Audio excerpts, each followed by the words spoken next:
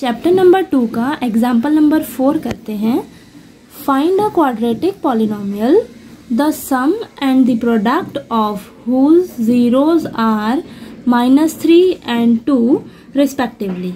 Question में हमें क्या बोला है कि क्वाड्रेटिक पॉलिनोमियल निकाल कर बताओ जिसमें हमें क्या गिवन है, सम ऑफ जीरोस दे रखा है -3 और प्रोडक्ट ऑफ जीरोस दिया हुआ है 2। ठीक है, अब इसको हम सॉल्व करते हैं। सबसे पहले जो गिवन है आपने वो लिख लेना है। क्या गिवन है? Sum of zeros is equal to -3 और product of zeros is equal to 2। ठीक है, ये हमें दिया हुआ है। निकालना क्या है? क्वाड्रेटिक पॉलिनोमियल निकालना है। हमें पता है कि क्वाड्रेटिक पॉलिनोमियल की स्टैंडर्ड फॉर्म क्या होती है, तो उसको हम सबसे पहले लिख लेते हैं। तो standard form of quadratic polynomial जो क्या होती है, ax² + bx + c।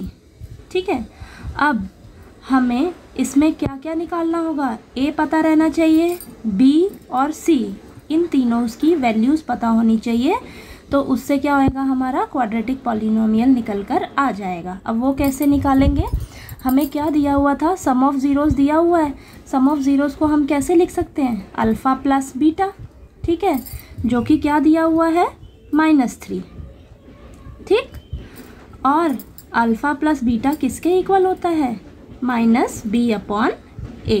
ठीक है, और हमें क्या दिया हुआ है next? Product of zeros. Product of zeros को हम क्या लिखते हैं? Alpha × beta. कितना दिया हुआ है? 2, जो किसके बराबर होता है? c/a। Alpha plus beta is equal to c/a, जो कि हमें क्या दिया हुआ है? 2।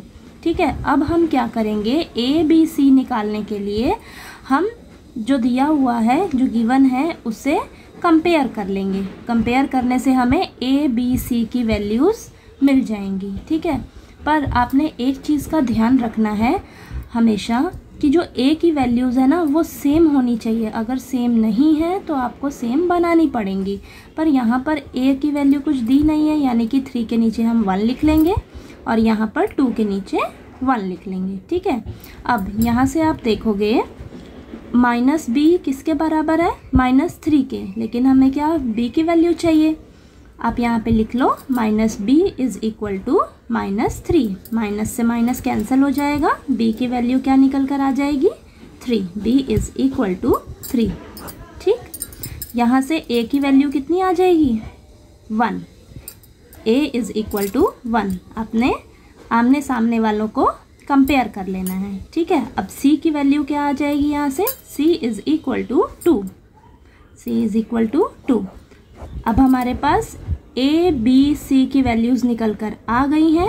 अब हम इस स्टैंडर्ड फॉर्म में पुट कर देंगे, क्वाड्रेटिक पॉलिनोमियल की स्टैंडर्ड फॉर्म में भर देंगे, जो कि है ax² + bx + c। a की जगह क्या लिख देंगे हम? 1 × x²। ठीक है, प्लस b की जगह क्या आ जाएगा? 3 × x प्लस c की वैल्यू क्या आई है? 2। अब 1 × x² plus 3 × x 3x plus 2।